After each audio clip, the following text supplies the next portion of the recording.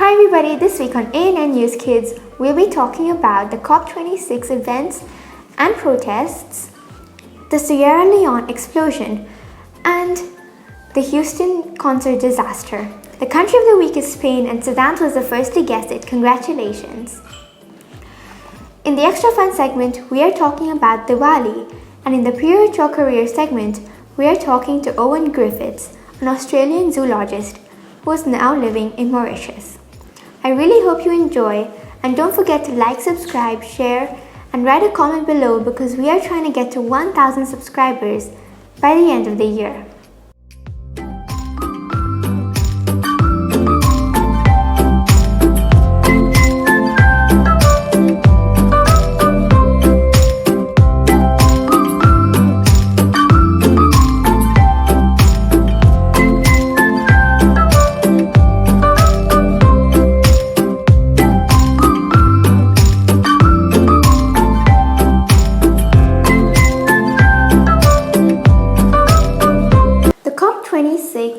Summit began on 31st October. It's based in Glasgow in Scotland, and the aim of this summit is for countries to make plans to cut emissions by 2030. Already, 100 countries have planned to reverse deforestation by 2030. 20 countries have decided to stop funding fossil fuel projects abroad, and in a project to help poorer countries reverse and transition to cleaner energy, South Africa will be getting £6 billion from Germany, US, EU, and UK so that they can stop using coal. The president of China and the leader of Russia and Brazil did not attend.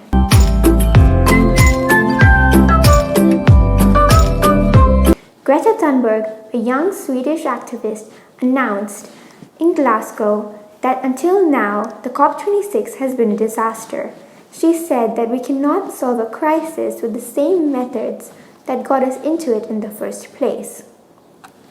Now in Glasgow, many young activists are protesting with her against these tactics of the COP26.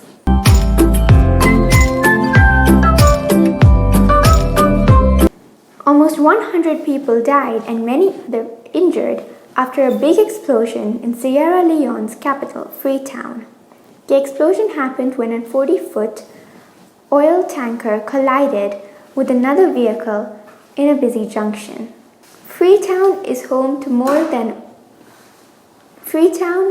a population of just above 1 million people, and in the recent years there have been many accidents like this.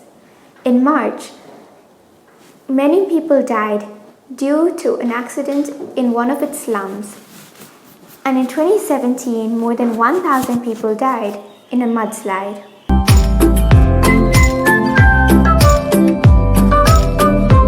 At least 8 people died and many others were injured on Friday night in the Astroworld Houston concert.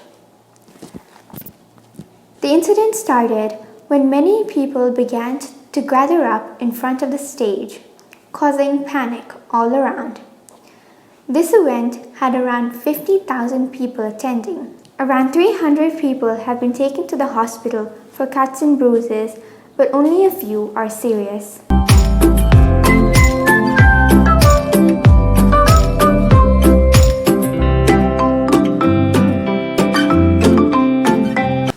For the 35th Appear Your Career edition, we are talking to Owen Griffiths, an Australian zoologist who is working in conservation of forests in Madagascar and other islands.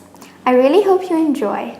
Well, hi, yes, my name's Owen Griffiths and I'm a Mauritian citizen. I've lived in Mauritius for over 30 years, but I'm born and raised in Sydney, Australia.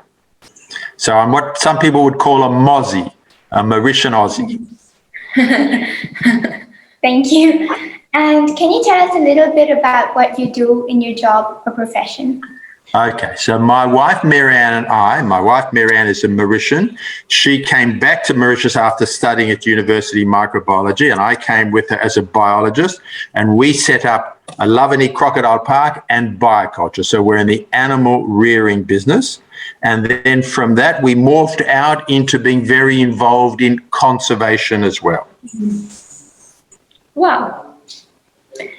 And can you tell us a bit more about your journey so far? Oh, about my journey so far. Well, it's been a very interesting 30-year journey. Lots of ups and downs. As young entrepreneurs, we came with some bright ideas and very, very little in the way of money. And so the early days were very difficult. People were initially skeptical about what we wanted to do, which is two things. We breed monkeys for biomedical research. We breed crocodiles. We breed giant tortoises. We have ecotourism projects, etc. So our initial plans, our initial ideas, people were a little bit skeptical of them. It was difficult to get support at first, but that's often the way with new ideas and new startups, etc. But slowly but surely, we managed to move our way forward. And now our group in the Republic of Mauritius, and with branches in America and branches in, not branches, but facilities in Madagascar for conservation, we employ just a little over 700 people. Wow. That's a lot. That's quite a few people. Can you tell us a little bit about what you do in conservation in Madagascar? In Mauritius. Okay, so Madagascar is an absolutely fabulous country, and it's famous for its lemurs. Unfortunately, it's a very poor country within the 15 poorest countries in the world. It's got a fast-growing population, and the result of that is that the forests of Madagascar, the lemur-rich forests, are disappearing fast. Now, they're disappearing not because they're not being protected in a legal sense. Most of the remaining forests are protected. The trouble is that very poor people are moving into the forest and chopping them down to make small farms for themselves. And the soil is very poor, so that means that when you chop it down and burn it, you get a crop for a couple of years, and then you have to move on and chop down some more forest. So what we've done is we've set up an NGO, and we identify forests of really high biodiversity value, and we go to the local community and we say, listen, guys, let's do a deal. You stop chopping down the forest and we will give you jobs to help protect the forest, and we will do small development projects to develop your village. And in all cases that we've started working on, that formula has worked very well, and we now protect over 30,000 hectares of lemur-rich forest in Madagascar, and we're expanding now. We have a new forest that we're going to do soon. Wow. And what do you like most about your job and what you do? What do I like most about my job and what I do? That's an interesting question. I have to stop and think for a second. First of all, the fundamental thing is I certainly do enjoy my job. My wife and I enjoy getting up in the morning and going to work. There's no doubt about that. I like the challenge of working with different people, different communities, different countries. I like working with animals. I love animals. My wife and I love animals. And we have a sense of that we're doing something that's positive for planet Earth and positive for humanity. Yeah, that's so true. Yeah, that's amazing. Thank you. And what is your advice to kids?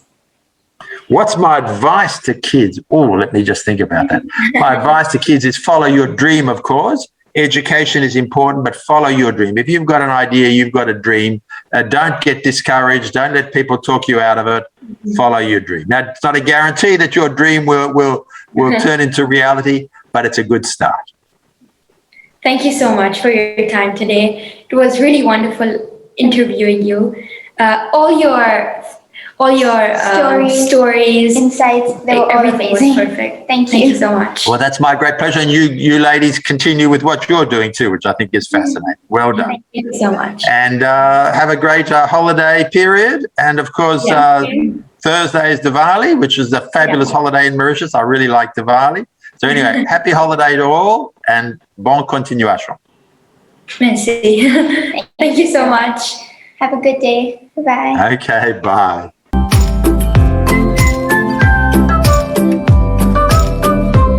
L'Espagne est un pays du sud d'Europe. Sa capitale est Madrid et sa population est de 47 millions d'habitants.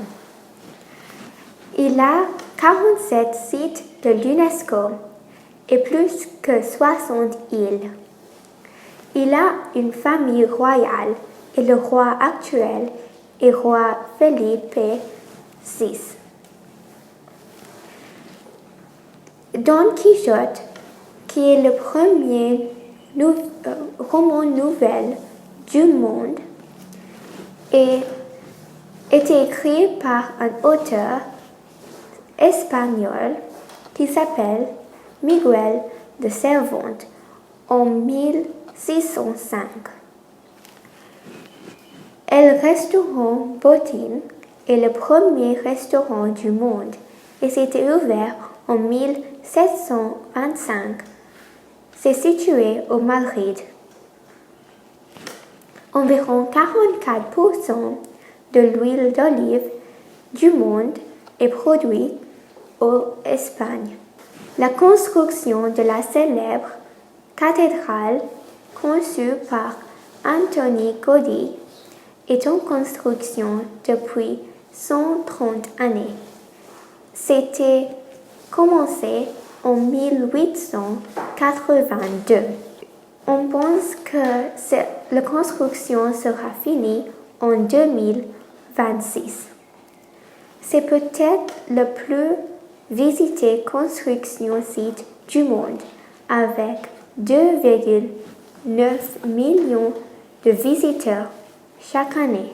Le premier agrafeuse était produit en Espagne. Les autres inventions de l'Espagne sont l'ancêtre de la cigarette, la combinaison spatiale des astronautes et le vadrouille ESSO. Merci.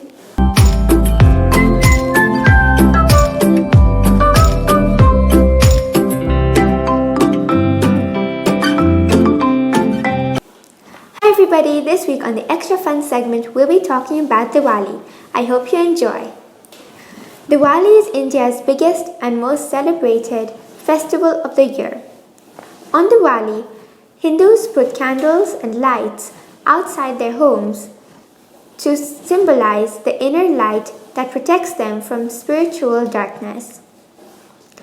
This year, the festival of Diwali was celebrated on November 4, 2021. According to Hindu mythology, the Prince of Ayodhya, Lord Ram, returned home after 14 years of exile with his wife Sita and brother Lakshman. The people of Ayodhya celebrated by lighting candles and diyas. On Diwali, rangolis are also made. Rangolis are colorful decorations and they are also thought to bring good luck.